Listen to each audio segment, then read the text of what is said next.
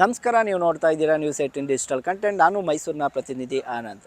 December 25 ರಾಜ್ಯದೆಲ್ಲೆಡೆ ವಿಶ್ವಾದ್ಯಂತ ಕೂಡ ಕ್ರಿಸ್ಮಸ್ ಸಂಭ್ರಮಾಚರಣೆ ಜೋರಾಗಿತ್ತು. ಆದರೆ ಸಂಜೆ 8:30 ಗಂಟೆಗೆ ಮೈಸೂರಿನಲ್ಲಿ ಘೋರ ದುರಂತ ಸಂಭವಿಸಿರುವಂಥದ್ದು. ಉತ್ತರ ಪ್ರದೇಶದ ಮೂಲದ ಸಲೀಂ ಎಂಬಾತ ಮೈಸೂರಿಗೆ ಬಲೂನ್ ಮಾರಾಟ ಮಾಡಲು ಬಂದಿದ್ದಂಥ ಸಂದರ್ಭದಲ್ಲಿ ಏಕಾಏಕಿ ಮೈಸೂರಿನ ಜಯಮಾರ್ತಾಂಡ ಅರಮನೆಯ ಮುಂಭಾಗದ ಗೇಟ್ ಬಳಿ ಈಲಿಯಂ ಗ್ಯಾಸ್ ಸಿಲಿಂಡರ್ ಸ್ಫೋಟಗೊಂಡು ಅಂದೇ ಆತ ಬಲೂನ್ ಮಾರುತ್ತಿದ್ದಂತಹ ಸಲೀಂ ಮೃತಪಟ್ಟರೆ, ನಿನ್ನೆ ಅದರಿಂದ ಗಾಯಗೊಂಡಿದ್ದಂತಹ ಲಕ್ಷ್ಮಿ ಹಾಗೂ ಮಂಜುಳಾ ಎಂಬ ಇಬ್ಬರು ಸಹ ಮೃತಪಟ್ಟಿರುವಂಥದ್ದು. ಈ ಘೋರ ದುರಂತದ ಹಿನ್ನೆಲೆಯನ್ನು ಭೇದಿಸುವಲ್ಲಿ ಪೊಲೀಸರು ಸಹ ತನಿಖೆಯನ್ನು ಮಾಡ್ತಾ ಇರುವಂಥದ್ದು. ಒಂದು ಕಡೆ ಮೂಲತಃ ಉತ್ತರ ಪ್ರದೇಶದ ಕನೌಜ್ ಗ್ರಾಮದ ಸಲೀಂ ಕಳೆದ ಸುಮಾರು ವರ್ಷಗಳಿಂದಲೂ ಕೂಡ ಬಲೂನ್ ವ್ಯಾಪಾರವನ್ನು ಮಾಡ್ತಾ ಇದ್ದ. ಸೀಸನ್ ಒಕೇಶನಲ್ಲಿ ಎಲ್ಲ ರಾಜ್ಯಗಳಲ್ಲೂ ಕೂಡ ಹೋಗಿ ಬಲೂನನ್ನು ಈತ ಮಾರಾಟ ಮಾಡ್ತಿದ್ದ ಅಂತ ಪ್ರಾಥಮಿಕ ತನಿಖೆಯಲ್ಲಿ ಗೊತ್ತಾಗಿರುವಂಥದ್ದು.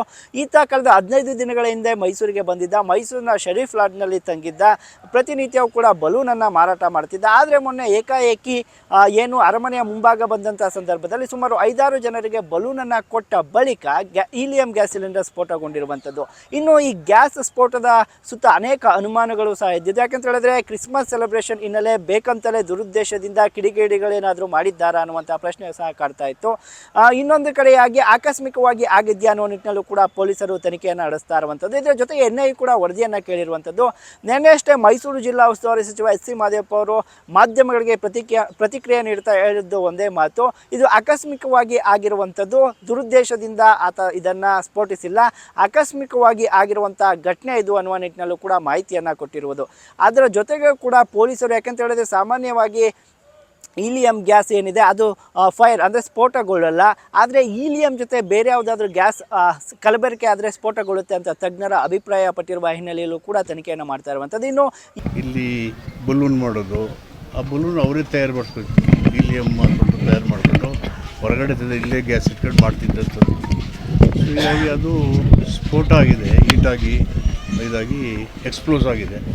ಎಕ್ಸ್ಪ್ಲೋಸಲ್ಲಿ ಒಬ್ಬ ಅವರು ಸತ್ತೋಗಿದ್ದಾನೆ. UP ವ್ಯಾಪಾರ ಮಾಡ್ತಿದ್ದಾರೆ ಮತ್ತು ಇವರು ಇಬ್ಬರಿಗೆ ಕ್ರಿಟಿಕಲ್ ಇದೆ. ಇನ್ನೊಬ್ಬ ಉಳಿದವರು ಏನು ತೊಂದರೆ ಇಲ್ಲ. So it is an unfortunate and incidental accident. ಭಾಳ ದುಃಖವನ್ನು ಉಂಟು ಮಾಡ್ತು ಅಂತ ಒಂದು ನೃತ್ಯ ನಿಜಕ್ಕೂ ಆಗಬಾರ್ದಾಗಿತ್ತು.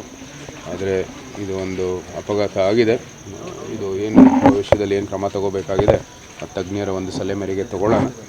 ಸದ್ಯದಲ್ಲಿ ಇಲ್ಲಿ ನಮ್ಮ KR ಆಸ್ಪತ್ರೆಯಲ್ಲಿ ಒಳ್ಳೆಯ ಒಂದು ಕೇರ್ ಕೊಟ್ಟಿದ್ದಾರೆ ಮತ್ತು ಅವ್ರಿಗೆ ಯಾವುದೇ ಒಂದು ನೋವು ಬರದೇ ಇರೋಂಗೆ ಒಂದು ಒಳ್ಳೆಯ ವ್ಯವಸ್ಥೆಯನ್ನು ಮಾಡಿದ್ದಾರೆ. ಸೊ ಅವ್ರಿಗೂ ಕೂಡ ನಾವು ಕೃತಜ್ಞತೆಗಳನ್ನು ಸಲ್ಲಿಸಲಿಕ್ಕೆ ಇಷ್ಟಪಡ್ತೀವಿ. ಬೀದಿ ಬದಿ ವ್ಯಾಪಾರಸ್ಥರು ಅದು ಒಂದು ಅಸಂಘಟಿತ ಒಂದು ಆರ್ಥಿಕ ವ್ಯವಸ್ಥೆ, ನಾವು ಭಾಳ ಪ್ರಯತ್ನ ಮಾಡ್ತಾಯಿದ್ದೀವಿ ಅದಕ್ಕೆ ಒಂದು ಸಂಘಟನೆ ಬರೋದಕ್ಕೆ ಮತ್ತು ಸಂಘಟನೆ ಮಾಡೋದಕ್ಕೆ ಭಾಳ ಪ್ರಯತ್ನ ಮಾಡ್ತಾಯಿದ್ದೀವಿ. ನಮ್ಮ MCC ಅಡಿಯಲ್ಲಿ ಕೇಂದ್ರ ಸರ್ಕಾರದ ಒಂದು ಕಾಯ್ದೆಯೂ ಕೂಡ ಇದೆ. ಬೀದಿ ಬದಿ ವ್ಯಾಪಾರಸ್ಥರಿಗೆ ಒಂದು ಸಂಘಟನೆ ಕೊಡೋದಕ್ಕೆ, ಅಸಂಘಟಿತ ವ್ಯವಸ್ಥೆಯನ್ನು ಒಂದು ರೀತಿ ಸಂಘಟನೆ ಮಾಡೋದಕ್ಕೆ ಒಂದು ಒಳ್ಳೆಯ ಕಾಯ್ದೆ ಇದೆ. ಅದರ ಒಂದು ಮೂಲಕ ಇನ್ನು ಪರಿಶೀಲನೆ ಮಾಡಬೇಕಾಗಿರೋದು ಅತಿ ಅವಶ್ಯ. ನಾವು ಕೂಡ ಕ್ರಮ ತಗೋತೀವಿ ಮತ್ತು DCಗೆ ಸದ್ಯದಲ್ಲಿ ಅದು ಎಲ್ಲನೂ ಕೂಡ ಅನುಷ್ಠಾನ ಆಗುವವರೆಗೂ ಅದನ್ನ ಸದ್ಯದಲ್ಲಿ ಪೂರ್ತಿ ಇದನ್ನ ಪರಿಶೀಲನೆ ಮಾಡಬೇಕಾಗಿದೆ. ಈಲಿಯಂ ಗ್ಯಾಸನ್ನು ಫಿಲ್ ಮಾಡುವ ಸಿಲಿಂಡರ್ ಡಿಫೆಕ್ಟ್ ಆದರೂ ಕೂಡ ಬ್ಲಾಸ್ಟ್ ಆಗುತ್ತೆ ಅನ್ನುವ ಮಾಹಿತಿಯನ್ನು ತಜ್ಞರು ಕೊಟ್ಟಿರುವ ಹಿನ್ನೆಲೆಯಲ್ಲಿ ಅಂದರೆ ಎಲ್ಲ ಆಯಾಮಗಳಲ್ಲೂ ಕೂಡ ಪೊಲೀಸರು ತನಿಖೆ ನಡೆಸ್ತಾ ಇರುವಂಥದ್ದು. ಯಾಕಂತ ಹೇಳಿದ್ರೆ ಸಾಮಾನ್ಯವಾಗಿ ಹೊಸ ವರ್ಷವೂ ಕೂಡ ಹತ್ತಿರದಲ್ಲೇ ಇರುವಂಥದ್ದು. ಒಂದಷ್ಟು ಅಂದರೆ ಸ್ಫೋಟದ ಕರೆಗಳು ಸಹ ಪೊಲೀಸರಿಗೆ ಅಲ್ಲಲ್ಲಿ ಬರ್ತಾ ಇರುವ ಹಿನ್ನೆಲೆಯಲ್ಲಿ ದುರುದ್ದೇಶದಿಂದ ಏನಾದರೂ ಕೂಡಿತ ಅನ್ನೋ ಕೂಡ ಈಗಾಗಲೇ NIA ಸಹ ವರದಿಯನ್ನು ಕೇಳಿರುವಂಥದ್ದು. ಈ ಹಿನ್ನೆಲೆಯಲ್ಲಿ ಪೊಲೀಸರು ಎಲ್ಲ ಆಯಾಮಗಳಿಂದಲೂ ಕೂಡ ಈ ಸಿಲಿಂಡರ್ ಗ್ಯಾಸ್ ಸ್ಫೋಟ ಏನಿದೆ ಇದನ್ನು ತನಿಖೆಯನ್ನು ಮಾಡ್ತಾ ಇದ್ದಾರೆ. ಇದರ ಜೊತೆಗೆ ಈ ದುರ್ಘಟನೆಯಿಂದ 3 ತಮ್ಮ ಜೀವನವನ್ನು ಕಳ್ಕೊಂಡಿರುವಂಥದ್ದು. ಇನ್ನು ಇಬ್ಬರು ಸಹ ಗಾಯಗೊಂಡು ಆಸ್ಪತ್ರೆಯಲ್ಲಿ ಚಿಕಿತ್ಸೆಯನ್ನು ಕೊಡ್ತಾ ಇರುವಂಥದ್ದು. ಸರ್ಕಾರವೇ ಈ ಚಿಕಿತ್ಸಾ ವೆಚ್ಚವನ್ನು ಭರಿಸ್ತೇವೆ ಅಂತ ಈಗಾಗಲೇ ಘೋಷಣೆ ಮಾಡಿದೆ.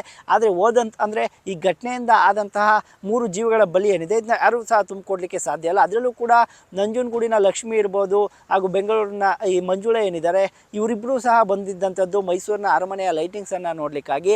ಲೈಟಿಂಗ್ಸನ್ನು ನೋಡಲು ಬಂದಂಥ ಸಂದರ್ಭದಲ್ಲಿ ಏಕಾಏಕಿ ಈತನ ಪಕ್ಕದಲ್ಲಿ ಅವರು ಹೋಗುವಂಥ ಸಂದರ್ಭದಲ್ಲಿ ಈ ಸಿಲಿಂಡರ್ ಬ್ಲಾಸ್ಟ್ ಆಗಿರುವಂಥದ್ದು.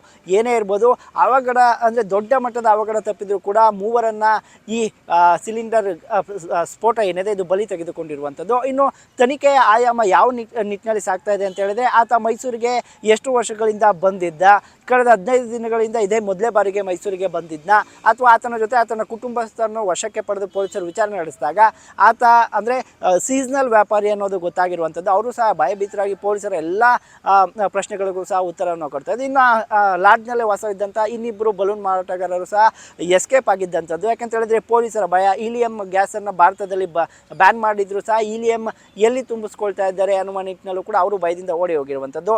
ಒಟ್ಟಾರೆಯಾಗಿ ಮೈಸೂರಿನ ಅರಮನೆ ಮುಂದೆ ಆದಂಥ ಈ ಈಲಿಯಂ ಸಿಲಿಂಡರ್ ಗ್ಯಾಸ್ ಸ್ಫೋಟ ಏನಿದೆ ಇದರ ತನಿಖೆಯನ್ನು ಪೊಲೀಸರು ಎಲ್ಲ ಆಯಾಮಗಳಲ್ಲೂ ಸಹ ಮಾಡ್ತಾ ಇದ್ದಾರೆ. ಇದರ ಜೊತೆಗೂ ಕೂಡ ಮೈಸೂರಿನ ಜನರ ದಿಗ್ಭ್ರಮೆಗೊಳಿಸಿದಂಥ ಈ ಸ್ಫೋಟ ಏನಿದೆ, ಯಾಕೆಂತ ಹೇಳಿದ್ರೆ ಇನ್ನು 4 ದಿನಕ್ಕೆ ಹೊಸ ವರ್ಷ ಬರುತ್ತೆ. ಮೈಸೂರು ಹೇಳಿ ಕೇಳಿ ಪ್ರವಾಸಿ ತಾಣ, ಅಂದರೆ ಪ್ರತಿ ವರ್ಷವೂ ಕೂಡ ವಾರದ ವೀಕೆಂಡ್ಗಳಲ್ಲಿ ಪ್ರವಾಸಿಗರು ತುಂಬಿ ತುಳುಕ್ತಾರೆ. ಆ ಹಿನ್ನೆಲೆಯಲ್ಲೂ ಕೂಡ ಪೊಲೀಸರು ನಗರದ ಸುತ್ತಲೂ ಕೂಡ ಕಟ್ಟೆಚ್ಚರವನ್ನು ವಹಿಸಿರುವಂಥದ್ದು. ಅಲ್ಲದೆ ಈಲಿಯಂ ಬಲೂನ್ ಮಾರಾಟಕ್ಕೂ ಕೂಡ ನಿಷೇಧ ಹೇರುವ ನಿಟ್ಟಿನಲ್ಲೂ ಕೂಡ ಪೊಲೀಸರು ಜೊತೆಗೆ ರಾಜ್ಯ ಸರ್ಕಾರಕ್ಕೆ ಒಂದು ಮಾಹಿತಿ ಅಂದರೆ ವರದಿಯನ್ನು ಕೊಟ್ಟಿರುವಂಥದ್ದು. ಈ ಬಗ್ಗೆ ರಾಜ್ಯ ಸರ್ಕಾರ ಚಿಂತನೆ ನಡೆಸಿ ಯಾವ ಒಂದು ನಿರ್ಧಾರ ತೆಗೆದುಕೊಳ್ತಾ ಕಾದು ನೋಡಬೇಕು. ಯಾಕಂತ ಹೇಳಿದ್ರೆ ಮೈಸೂರಿನ ಅರಮನೆ ಅಂತ ಹೇಳಿದ್ರೆ ಅದು ಐತಿಹಾಸಿಕ ವಿಶ್ವಪ್ರಸಿದ್ಧ. ಅದನ್ನು ಕಾಪಾಡುವ ನಿಟ್ಟಿನಲ್ಲೂ ಸಹ ಅನೇಕ ಹೊಸ ನಿಯಮಗಳನ್ನು ಕೂಡ ತರುವ ನಿಟ್ಟಿನಲ್ಲೂ ಕೂಡ ರಾಜ್ಯ ಸರ್ಕಾರ ಯೋಚನೆ ಮಾಡ್ತಾ ಇದೆ ಅನ್ನುವಂಥ ಮಾಹಿತಿ ಸಿಕ್ಕಿರುವಂಥದ್ದು.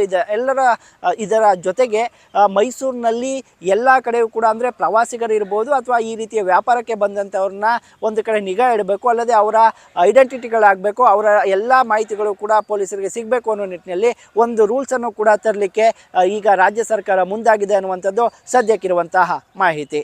ನಿರ್ಭೀತ, ನಿಷ್ಪಕ್ಷಪಾತ, ವಿಶ್ವಾಸಾರ್ಹ ಸುದ್ದಿಗಳಿಗೆ ಮತ್ತೊಂದು ಹೆಸರಾಗಿರೋ ನ್ಯೂಸ್18 ಕನ್ನಡ ಈಗ ಆಪ್ನಲ್ಲೂ ಲಭ್ಯ ಇದೆ. ದಯವಿಟ್ಟು ಇಲ್ಲಿರೋ QR ಕೋಡ್ ಅನ್ನು ಸ್ಕ್ಯಾನ್ ಮಾಡಿಕೊಂಡು ಆಪ್ ಡೌನ್ಲೋಡ್ ಮಾಡೋದಕ್ಕೆ ಮರಿಬೇಡಿ. ನಿಮ್ಮ ಬೆಂಬಲ ಹೀಗೆ ಸದಾ ನಮ್ಮೊಂದಿಗಿರಲಿ. ಧನ್ಯವಾದ.